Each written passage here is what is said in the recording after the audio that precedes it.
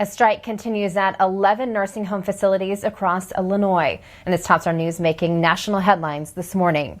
Workers have been picketing for a week now at Infinity Healthcare facilities. The healthcare workers say they're looking for an increase in pay to at least $15 an hour. In addition, workers want hazard pay and say that they need more PPE. Illinois has seen a record number of infections and deaths due to COVID-19, with a large number of those coming from nursing home facilities from all across the state. Infinity Health operates the 11 nursing home facilities where workers are striking, and the company has had no comment yet on the strike. President-elect Joe Biden has officially won Arizona. Governor Doug Ducey and Secretary of State Katie Hobbs certified the election results on Monday morning. Biden was awarded Arizona's 11 electoral votes.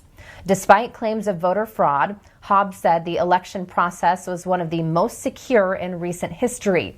Governor Ducey echoed Hobbs' comments and praised the integrity of Arizona's election system.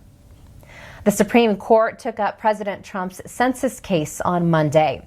Justices heard arguments over whether the Trump administration can send Congress a census report that excludes undocumented immigrants.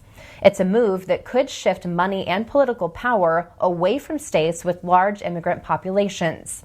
Earlier this year, President Trump said that people who are undocumented should not be included in the final count.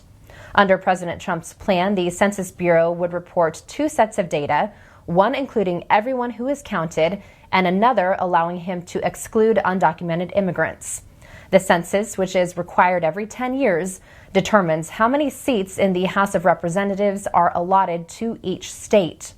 Opponents say it could skew the accuracy of the census, while the Trump administration argues that the information is needed to help enforce the Voting Rights Act. Now let's catch you up on the latest with the Biden transition. The president-elect today is set to name 2 women to his economic team in roles never before held by women. But Republicans already have their sights set against confirming one of them. NBC's Tracy Potts has our story. President-elect Biden names his economic team today with 2 historic firsts.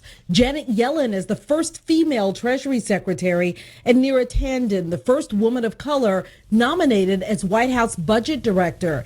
Republicans are already lining up against Tanden, calling out hundreds of deleted tweets criticizing Republicans. What she did is just pretty reckless, and unfortunately, she's the one that's going to have to pay the price for it. The hypocrisy is astounding.